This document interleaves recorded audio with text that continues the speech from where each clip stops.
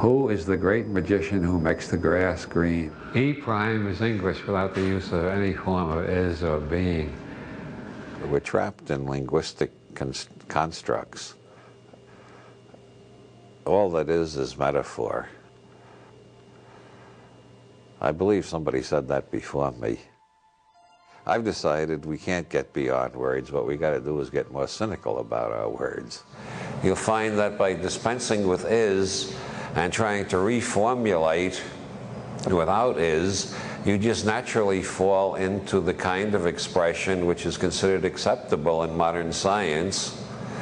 Also, it's the type of consciousness that Zen Buddhism tries to induce. Using E prime, you will understand modern science and Zen Buddhism both a lot better than you've ever understood them before. Martin Gardner has written a long essay proving that to think like this will destroy your mind. I think it adds tremendously to clarity. I am removing the is from my writing more and more. Removing it from your speech is even harder. Instead of thinking the grass is green, to think the grass appears green to me. And this saves me a lot of time, by the way. I don't get embroiled in arguments like Beethoven is better than Mozart, or rock is better than soul. I define such things as meaningless. And so when people get into arguments like that, I just say, well, Beethoven seems better to me than Mozart most of the time. But I don't say Beethoven is better than Mozart. People would, by and large, act the hell a lot more sanely, and especially if they, when they got rid of is, they put maybe in more sentences. I think if everybody used maybe more often, the increase in general sanity would be absolutely, it would seem absolutely astonishing and completely flabbergasted everybody. What the hell is this? We suddenly got a planet full of sane people? When did that start to happen? I didn't even notice it. You just listen to the craziest people on the news and on television, or the craziest columnists in the newspapers. You notice they never say maybe. They're always quite sure. And they always know is. And they never say seems. They always say is. People start arguing about words, and they're mostly arguing about whether the words that they apply to the objects they have created out of the infinity of possible objects that could be put together. They've picked up a few of them, then they put words on them, then they quarrel about the words.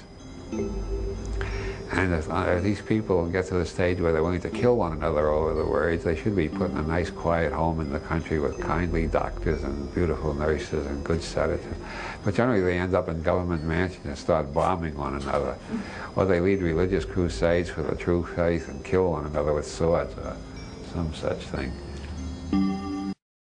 I think my writing comes out of anger and optimism. Anger at the stupid, maniacal, or corrupt crowd that's running the world at present, and optimistic about the opportunities that are so real. This, as I say, is the result of my outrage, my horror, my grief, and my anger at the way the world has been going lately, and my continued optimism that maybe enough people can wake up on time to change the direction we're going in. So I got both optimism and anger, which I think is a good mixture. It keeps me busy anyway. I have a lot of hope. I thought I may be the last optimist left on the planet for all I know. But at the same time, I see really terrible problems and injustices and violence all over the place. I just think we're heading for a point at which that will no longer be viable. Somehow we're going to have to find a more decent form of society if we're going to survive at all. You can only write about what has impinged upon your nervous system strongly enough to leave a powerful imprint. And when I was 12 years old, they opened the Nazi annihilation camps. I think it's a very vulnerable age for imprints. I grew up feeling I was living in a race of monsters. And I've lived all through the Cold War, the Vietnam War, and a lot of other tragedies, personal and otherwise. And I can't write fiction without violence in it, because violence is so much part of the world I've lived in. It's obvious they're getting closer and closer to the edge where they can cure anything. Meanwhile, the world is moving closer and closer to the edge where they can kill us all. It's very interesting. Science is going in one direction and the politics is going in the other. I'm still an optimist. I think eventually people give up doing stupid things. It's like walking into a wall over and over. Eventually you start looking for the door and you do something intelligent. The human race has to do something intelligent in the next 10 to 20 years, and it just can't go on screwing up everything. If you want to be the most depressed person in the world, get up every morning, remind yourself George Bush is still in the White House, and then listen to CNN for a while, where you'll find out that American bombers are pounding another part of Afghanistan. If you think about George Bush and other gloomy things every day, eventually you get pessimistic enough that eventually you'll take an overdose of the sedatives your doctor gave you to control your depression. Then you'll be out of it. The main rule is do it every day. Want to become a concert pianist? Do it every day. Want to be a writer? Do it every day. Want to become depressed? Think of depressing thoughts every day. Want to become an optimist? Think of cheerful thoughts every day. Do it every day. Hope is the master of makes the grass green, who creates every reality experience. The word yoga means union. Yoga comes from the same root as the English yoke, two things hitched together. And you need a human brain. Dogs see grass differently. After all, you need a human brain and you need the grass hitched together to make the yoga, which we call the greenness of the grass. Now, everybody thinks it's very hard to be a mystic. You got to go through a hell of a lot of effort to realize your union with everything. But actually, you're experiencing your union with everything all the time. Otherwise, you wouldn't be experiencing anything. You make the grass green. You make your highs and you make your lows. But you don't do it alone. You're making it out of your union with the universe.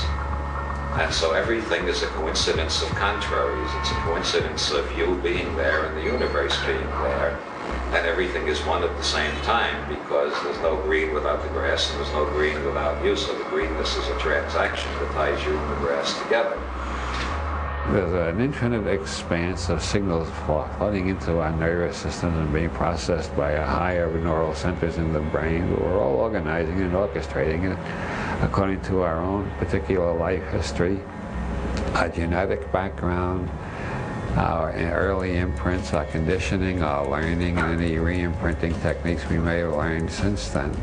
So we're all living in different worlds. It's astonishing that we can communicate at all. But you are the co-creator of the sights you see, the sounds you hear, and your general impression of the universe. Our experience is generated by us. We're not generating it out of nothing. We are generating it. We are creating the reality tunnel we're experiencing from moment to moment. So there's a total unity between you and the universe, whether you're aware of it or not. The universe you live in is your creation. But you're not doing it consciously. When you have seen the one who makes the grass green, it's like meeting your own father in a crowd. You'll have no doubt whatsoever.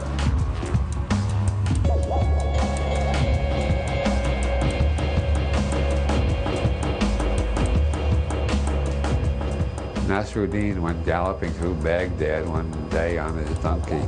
He went up every street and into every alley and across every plaza. He was galloping all over this, every place he could go, an unending race and hunt and search. Everybody got curious, everybody came out of their houses and they were all yelling, Nasruddin, Nasruddin, what are you looking for? And he yelled back, I lost my donkey and I'm looking for it. See, the donkey represents what everybody is looking for, which is a mystical school. It's the answer to all the riddles of the universe. And you hunt for it east, west, north, south, up, down, every way you can imagine. All the time it's carrying you around. It's the human nervous system which takes out of the infinity of the universe the little reality tunnel that you consider reality, which is your creation and which you think is the whole of the universe. Unless you've been through a Sufi school or studied general semantics or did a lot of Zen meditation or dropped LSD once or twice, then you realize the universe is much bigger and more complicated than any little map we can make of it. The map is not the territory. The words that describe the map are not the territory, even further from the territory. What I've been doing is trying to put the donkey on your back in such a way you'll never forget the master, the great magician who makes the grass green, the one who creates the whole universe you live in.